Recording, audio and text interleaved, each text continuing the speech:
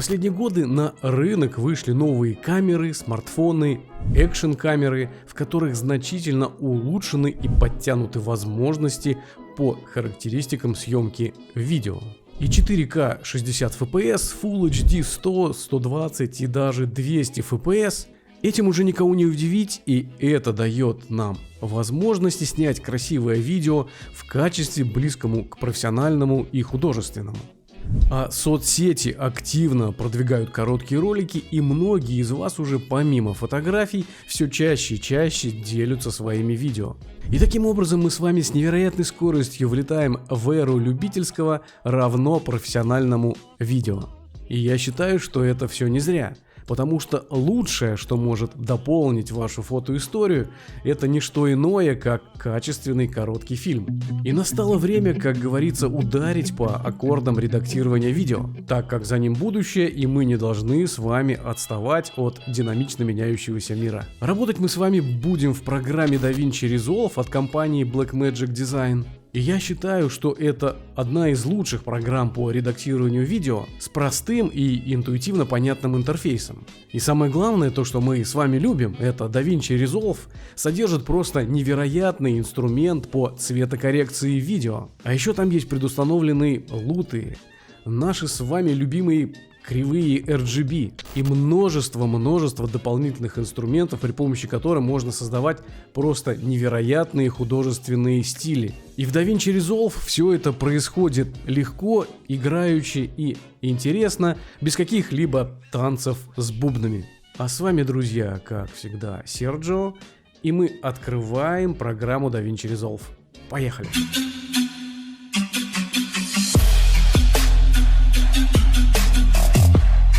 Запускаем DaVinci Resolve, друзья. Первым делом у вас откроется вот такое вот окно, и у меня здесь уже, соответственно, есть некие проекты, которые разобраны по папкам. У вас наверняка будет стоять один пустой проект. И на самом деле о DaVinci Resolve можно говорить много, но мы сегодня с вами пойдем не академическим, а более таким простым, любительским путем, но нам важен результат и важно быстро научиться монтировать и красить видео.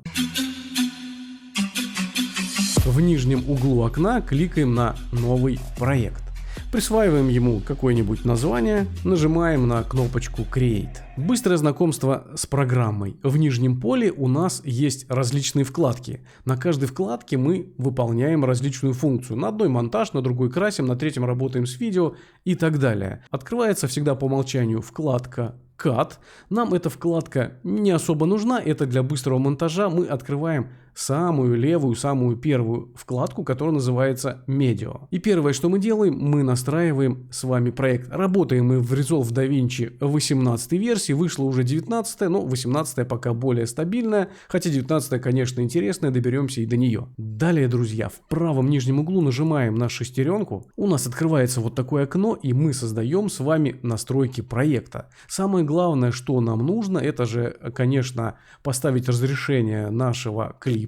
У вас будут стоять различные предустановки, либо вы все можете настроить руками. В этом поле 1920 поставить, рядом 1080. Если у вас вертикальное видео для шортса, либо для рилса, делайте все наоборот.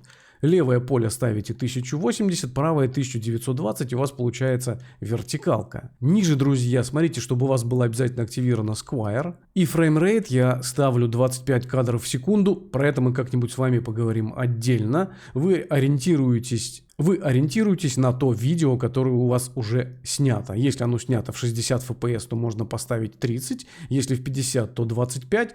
Ну и если оно и так низкое, 25 или 30, то в таком FPS и делайте. Видеобит, скорее всего, по умолчанию будет стоять 10. Если другое значение, поставьте десятку. Прокси медиаформат H.264. Ну, и, собственно, наверное, все. Можете задать папку, где вы будете сохранять ваши проекты. Если будет интересно, по системным настройкам мы поговорим отдельно. И теперь, друзья, ниже, если вы кликните кнопочку Save, ваши настройки применятся к этому проекту. Двигаемся дальше. Заранее заготовленные клипы вы можете найти вот в левом окне. Видите, здесь дерево папок. Ну или поступить более просто. Делаем окошко поменьше, открываем папку с вашими видеороликами и берем любое видео из этой папки и перемещаем в окошко, которое соседствует с тем окном, где содержится дерево папок. И как вы видите, здесь даже появляется у нас, активируется значение копирования.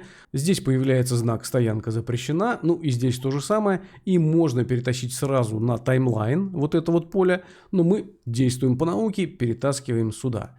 И как вы видите, друзья, у нас загрузилось не одно видео, а все видеофайлы из этой папки, что нам, собственно говоря, и нужно. Учитывайте это, когда будете работать со своими медиафайлами. Далее, друзья, я раскрываю DaVinci Resolve на весь экран монитора. Займет какое-то времени, чтобы изображение подгрузилось. И теперь нужные мне изображения я захватываю и перетаскиваю вот в это среднее поле. И мы с вами видим вот такое всплывающее окно. Оно говорит нам о том, что формат нашего клипа не соответствует формату нашего проекта, но мы проект же знаем, какой хотим получить, поэтому мы пишем здесь «не менять», иначе изменятся настройки проекта и, соответственно, вы получите те настройки, которые в вашем первом клипе, но так как ваши клипы могут быть разного разрешения, записаны, например, на разных девайсах, и вы сюда подтянете самый мелкий клип, соответственно, проект изменится на мелкое значение, в итоге вы будете дальше вставлять видео с более большим разрешением, ну а по итогу получите видеоклип с самым маленьким и ненужным для вас разрешением. Управляйте настройками вашего проекта сами и не давайте волю других клипов вмешаться в ваши настройки. Кликаем Don't Change. Подгружу я сюда еще один клип. Мне для того, чтобы вам показать, как здесь все работает, этого будет достаточно. Ну, а вы исходите из того, какой длительностью должен быть ваш клип и сколько фрагментов он будет туда вмещать. Мне достаточно 2. Далее, друзья, пропускаем мы вкладку Cut и переходим вот в эту самую полезную вкладку, которая называется Edit, и где происходит самое настоящее чудо монтажа. И здесь мы ничего не видим, но вот здесь во вкладочке Мастер мы с вами видим 2 клипа, которые мы подгрузили в предыдущей вкладке. Берем один клип и перетаскиваем вот сюда, в это поле, которое называется Timeline. И здесь, собственно говоря, осуществляется монтаж видео и легкие спецэффекты, переходы, масштабирование и так далее. Ну и мы также на линию Timeline перетягиваем с вами и следующий клип. И вот у нас будет 2 клипа, у вас их может быть 102, это не важно. Принцип одинаковый. Далее, друзья, у вас будет открыто двойное окно. Слева это окошко у нас, где рабочие файлы. Справа это у нас окошко, которое отображает изображение вот этих медиафайлов, которые находятся у нас внизу на линии таймлайн. Я работаю в одном окне, мне так удобнее. Для этого необходимо кликнуть вот сюда справа на вот этот прямоугольничек. И у меня будет одно окно. Если я хочу посмотреть какой-то рабочий клип, я вот сюда навожу, я слева навожу на клип, и вот я его вижу. Вот другой клип то же самое. Но если я уберу, то, соответственно, у меня отображаются те клипы, которые находятся на линии таймлайн, и мы с вами будем с ними работать. Если ваши клипы в этом окошечке исчезнут, смотрите, чтобы у вас было вот здесь активировано мастер. И далее, что нам необходимо сделать, чтобы ваше железо не тормозило, вот здесь значок слева над полем таймлайн есть такой значок в виде такого вагончика. Он показывает, как отображать иконки нашего клипа. По умолчанию стоит вот такое вот у вас отображение будет. И вот эта вот вся прорисовка, она дает большую нагрузку на видеокарту. Это нам не нужно. Поэтому либо вы вставляете вот здесь на средний этот вагончик. Тогда у вас будет показываться только первый клип и последний. Но я работаю вообще без этого. Я, как правило, все это отключаю. Мне это особо не нужно. И видеолиния у нас, она, соответственно, может быть не такая широкая. Я могу ее уменьшить вот до таких вот размеров. Далее, друзья, мы с вами снизу видим 2 дорожки. Синяя — это видеодорожка, и звуковая дорожка — это зеленая. Сверху над видеодорожкой вы можете ставить дополнительно изображения, какие-то фотографии, там эффекты и так далее. Мы об этом с вами поговорим. А снизу дополнительные звуки. Вы можете можете даже полностью заменить дорожку. Ну, лучше же, конечно, на ту дорожку, которая записалась, наложить дополнительно или мелодию, или загрузить мелодию в соцсетях. Сейчас это доступно. И даже во всех соцсетях, где вы загружаете видео, у вас дается возможность убавить родную дорожку и поднять дорожку музыки, которую вы загрузили с этих соцсетей. Ну, конкретно это YouTube, это Instagram, это Zen, ну, может, еще в каких-то я назвал только те, в которых присутствую я. Теперь, друзья, что вам понадобится? Смотрите, друзья, чтобы у вас раскладка была на английском языке, иначе у вас не будут работать горячие кнопки. Удерживаем кнопочку Alt, крутим колесо мыши, и таким образом мы масштабируем наш видеоклип. Далее, друзья, если мы зажмем и будем удерживать Ctrl, то наш клип будет двигаться по таймлинии слева вправо. Вы увидите вот здесь вот такой вот ползунок. Также вы можете зацепить его мышью и подвигать. Вот, если у вас много клипов, вы где-то там что-то заблудились, кликаете на слэш, который возле Enter, и ваш весь видеоклип, который вы поместили на таймлайн, автоматически масштабируется на все окно таймлайна. Далее, друзья, смотрим вот что. Вот здесь у нас есть ползунок, соответственно, мы можем проиграть наш клип. Далее, друзья, ниже мы можем его остановить, запустить вперед, либо назад. Теперь, друзья, смотрим немного ниже и видим, что у нас вот здесь горит красным вот эта вот стрелка. Это нам указывает на то, что сейчас мы можем брать и перетягивать. То есть это функция захвата. Для того, чтобы нам разрезать клип, нам необходимо выбрать определенное место, которое мы хотим удалить. Далее, друзья, смотрите, чуть-чуть право от красной стрелки нарисовано лезвие. Это, соответственно, для того, чтобы разрезать наш клип. Выбираем лезвие. Она у нас будет магнититься к нашей вот этой вот полоске. Вот эта красная полоска у нас показывает то место клипа, которое мы, соответственно, видим на нашем экранчике. Выбираем необходимое место. Вот, например, я хочу вот выбрать вот здесь вот. Снизу уехал мотоцикл. В этом месте я хочу сделать разрез. Кликаю я вот сюда, где у меня стоит мой красный курсор. И если мы с вами, друзья, отодвинем вот нашу эту красную линию, то мы увидим, вот у нас появился такой пунктир. В этом месте клип разрезан. Кликаем опять вот сюда, выбираем стрелку, удаляем какой левый или правый, левый, выбираем его, и две кнопки есть удаления. Кнопка Delete, она удаляет и подтягивает клип, и кнопка Backspace удаляет только выделенный фрагмент. Вы таким образом можете удалить отдельно видеодорожку, отдельно аудиодорожку и какие-то дополнительные дорожки, которые у вас установлены на вашей тайм-линии. И смотрите осторожнее, друзья, имейте в виду, что кнопкой Delete вы удаляете весь ряд, который у вас стоит над той дорожкой, которую вы хотите удалить. Поэтому мы с вами сегодня рассматриваем простой элементарный монтаж. Здесь две дорожки, здесь кнопочкой Delete пользоваться можно. В других случаях вам придется пользоваться немного иначе, кнопкой Backspace и другими функциями. Это более сложно. У нас с вами сегодня Elementary. Итак, друзья, я беру курсор, ставлю в начало клипа, нажимаю на кнопку пробел, и клип автоматически запускается. Хочу я сделать ровно 3 секунды, поэтому кнопками, стрелками влево-вправо я могу выставить необходимое мне время моего клипа. Вот здесь это время отображается. Вот вы видите 3 секунды. Опять берем лезвие, кликаем на курсор, выбираем ненужный кусок, нажимаем Delete.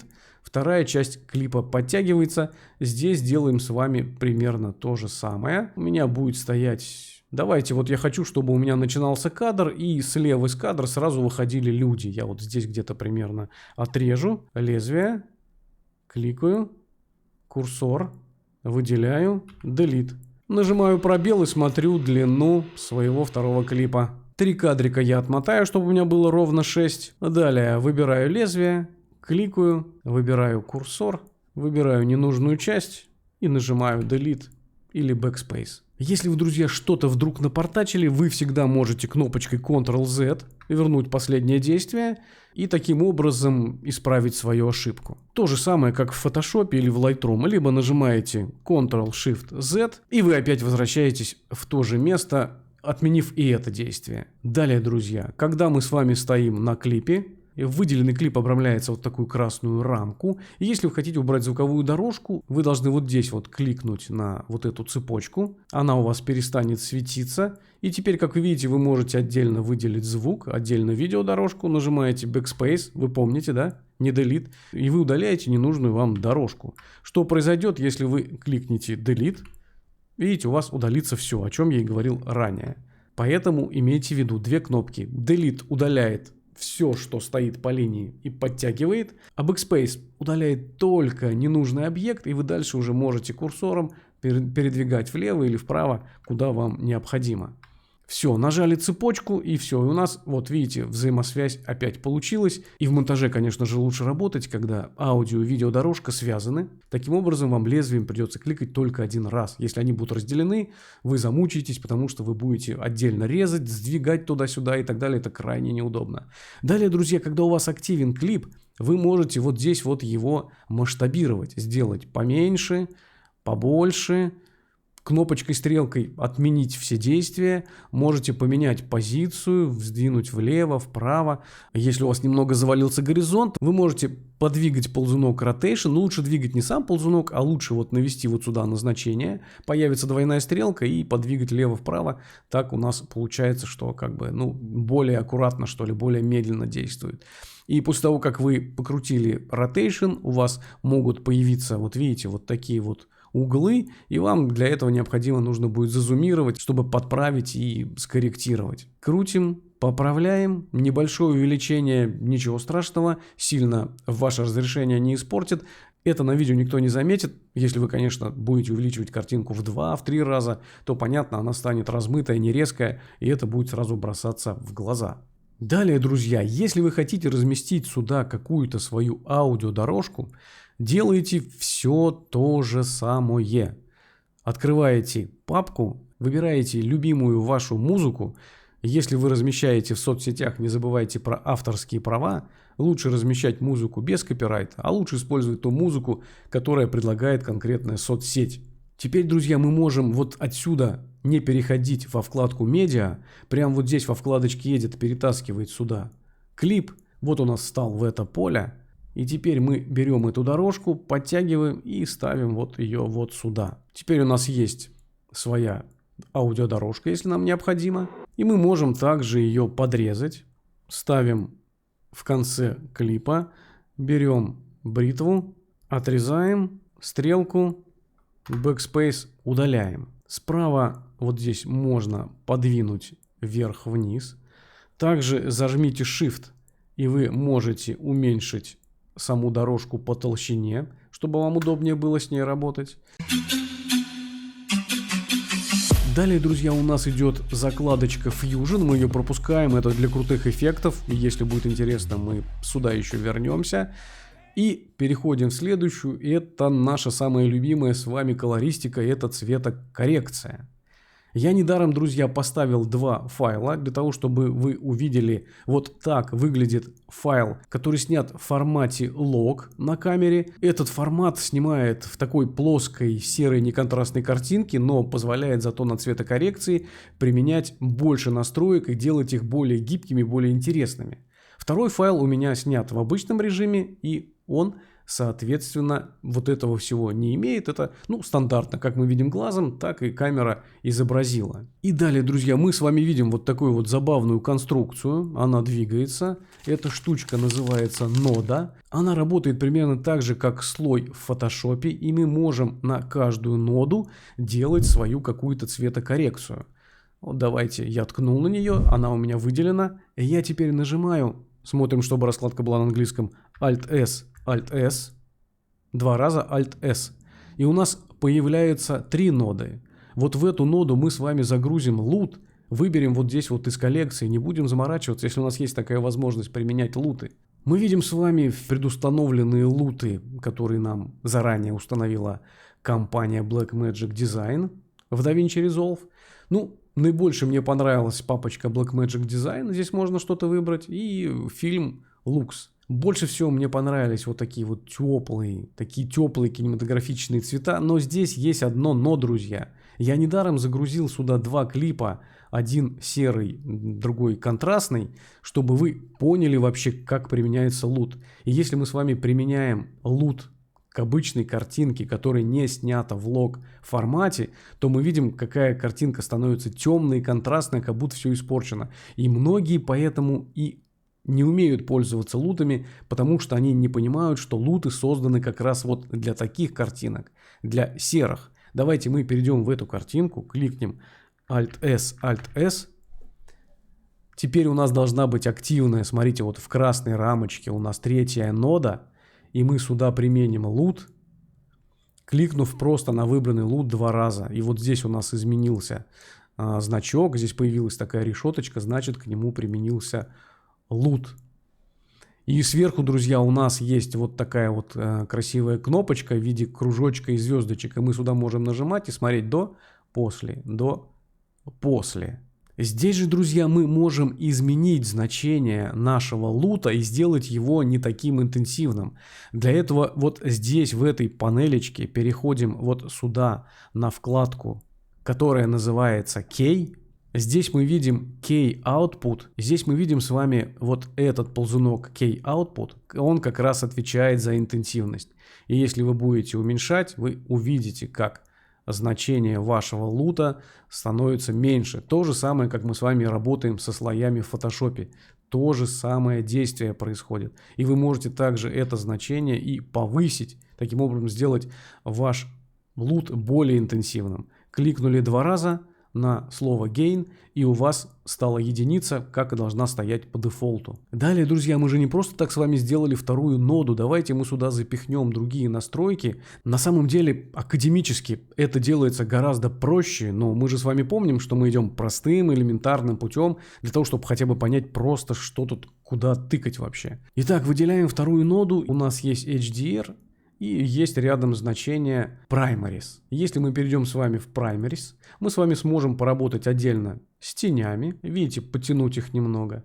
Можем добавить или убавить насыщенность. Можем добавить или убавить контраста. А если мы перейдем с вами в HDR, здесь мы также увидим с вами контраст. Но он более такой насыщенный, более динамичный. Здесь также можно работать с оттенками теней, но так как мы применили с вами лут, собственно говоря, там уже все это заложено, и накладывать одно на другое нет смысла, иначе будет слишком насыщенная, некрасивая картинка. Далее, друзья, вот там, где мы в панели с вами выбирали насыщенность лута, здесь есть, смотрите, кривые. Вот, и вы также можете здесь поработать с кривой, поднять точку черного, сделать S-образную кривую и так далее. И вот здесь вот переключается, видите, от общего, которое обозначено UI, и RGB, то есть вы можете выбрать любой канал и поработать с каналом отдельно, добавив тонировку. Тогда, может быть, и лут не понадобится. Итак, друзья, я подшаманил картинку, и как же мне теперь покрасить вот это изображение? Ну, давайте мы с вами сделаем вот что. Давайте мы выберем с вами первую ноду. Теперь вот здесь в поисковике нажимаем на лупу, пишем Color. На английском работаем с вами, друзья, на английском, потому что много тьютов, много информации на английском языке. Будем с вами заодно повторять английский и будем изучать DaVinci Resolve именно на английском языке. Нам с вами понадобится, друзья, вот это меню Color Space Transform. Мы берем вот этот вот значок и перетаскиваем с вами в первую ноду. Далее, друзья, смотрим Output Gamma. И здесь выбираем с вами Cineon Film Log. И вуаля, наша картинка стала плоская, серая, и теперь к ней можно применять лут. Но для того, чтобы применить лут, не забывайте, нам нужно перейти в третью ноду, которую мы создали именно для лута, и кликнуть 2 раза на выбранный лут. После чего, перейдя на вторую ноду, друзья, можно также поработать с контрастом, с кривой. То есть вы уже поняли, что каждый клип, как и каждая фотография в фотошопе, требует своей отдельной обработки. Для того, чтобы ускорить процесс обработки, друзья, можно делать следующим образом. Кликните, чтобы был активный клип. Здесь все активное выделено красной рамкой. Кликнули клип, который будете обрабатывать. Далее наводите на клип, с которого вы хотите перенести цветокоррекцию, правую кнопку мыши, и выбираете здесь Apply Grade. И вот ваш клип получил те настройки, но, как вы уже поняли, мы с вами в первой ноде потеряли вот это вот значение, потому что все настройки полностью во всех 3 нодах перешли с первого клипа на второй. Все, друзья, экспресс изучения цветокоррекции мы с вами прошли. Вы теперь знаете, как пользоваться лутами, вы знаете, как быстренько набрасывать красивую цветокоррекцию на ваш видеоклип. Двигаемся в следующую закладку. Следующая закладка у нас называется Firelight, и она отвечает за звуковые дорожки. Когда вы переходите в эту вкладку, вы видите только отдельные звуковые дорожки. Здесь вы также можете их раздвинуть. Также вы можете, как вы помните, Alt и колесо, Ctrl и колесо двигать туда-сюда. Вот здесь, если у вас будет много звуковых дорожек, может быть схлопнуто, обязательно вот эту часть правую подтяните влево. И так как у нас звуковые дорожки стерео, то мы видим оба канала. Поэтому мы видим не 2 звуковые дорожки, а, соответственно, 4 звуковые дорожки. Но каждый ползунок будет менять значение громкости. Вот этот ползунок меняет значение громкости всего аудиоформата, всей дорожки. И мы можем таким образом убавить шум города и сделать более громкую музыку. И при этом громкость музыки, например, мы менять не будем. Все, друзья, отлично. Переходим в вкладку Edit. Вот что я вам хочу сказать. Когда вы находитесь в вкладке Edit, вы можете здесь, конечно, также просматривать ваш клип. Но если у вас будет достаточно большой видеоклип, и вы сюда зацветокорите что-то, потом будете что-то менять, вернетесь на эту вкладку, вы увидите, как жутко у вас все тормозит. И это DaVinci Resolve тоже предусмотрел. Вспоминаем, что мы видели уже такой значок на вкладке Color. И когда мы его нажмем, у нас все эффекты, в том числе и титры, кстати, если вы поставите, они исчезнут, и вам проще будет работать с монтажом. Ну и когда будете сохранять ваш клип, не забудьте отжать эту кнопку для того, чтобы ваш клип сохранился как надо. Все, друзья, переходим в самую крайнюю вкладочку. Смотрите, здесь нарисована ракета, называется Deliver. И эта вкладка у нас отвечает за то, чтобы сохранить наш с вами видеоклип. Здесь, друзья, смотрим на вот эти вот параметры. И смотрите, друзья, у нас в верхнем окне есть пресеты сохранения. Здесь рекомендуемые кодеки для тех или иных соцсетей. С разрешением осторожнее, друзья. Мы же с вами решили, что у нас будет HD, поэтому у нас здесь и выставляется вот автоматически, так как мы с вами и настроили. Самое главное, друзья, смотрите, чтобы у вас стоял здесь кодек H.264. Это самый популярный распространенный кодек, самый простой, который лопает все абсолютно соцсети. И Instagram, и YouTube, и так далее. Смотрите, чтобы качество у вас тут стояло лучше. Здесь, друзья, вы увидите кучу всевозможных настроек, которые лучше не менять и не трогать. Все, что мы сделали, этого достаточно для того, чтобы сохранить хороший качественный клип. И теперь, друзья, снизу мы с вами видим кнопочку, вот эту, которая называется Edit to Render. Кликаем на нее, сохраняем наш клип, пишем название, кликаем кнопочку Save, и наш проект появляется вот здесь, он еще не сохранен. И когда он появляется вот здесь, нам необходимо кликнуть на кнопку Render All. И так как клип достаточно короткий, он сохраняется достаточно быстро. Если ваш клип будет длинный, он будет рендериться, сохраняться, записываться немного дольше. Если, друзья, вы не помните, где вы настроили сохранение ваших файлов, нажимаете вот на это поле правой кнопкой мыши, и здесь вот видите Open File Location. Вуаля, друзья, вы теперь умеете монтировать и цветокорить видео. Ну вот, друзья, на этом, собственно говоря, все. И я, как уже говорил, мы занимались с вами таким не академическим, не классическим подходом, а состряпали на быструю руку для того, чтобы понять вообще, как устроена эта программа DaVinci Resolve. И если вам будет интересно, мы продолжим с вами изучать ее дальше. Мы с вами изучим и эффекты, и титры, и переходы, и настройки, конечно же, системные, и все-все-все, что там можно применять и так далее и тому подобное. Ну и, конечно же, друзья, мы будем с вами делать луты. Эта программа умеет сохранять луты. И вы обязательно, друзья, в одном из следующих уроков получите от меня пак лутов или латов, как хотите называйте, в подарок. А на этом, друзья, все. С вами, как всегда, был Серджио. Желаю вам творческих высот. Всем добра и мира и до скорой встречи в следующем видео. Всем пока-пока.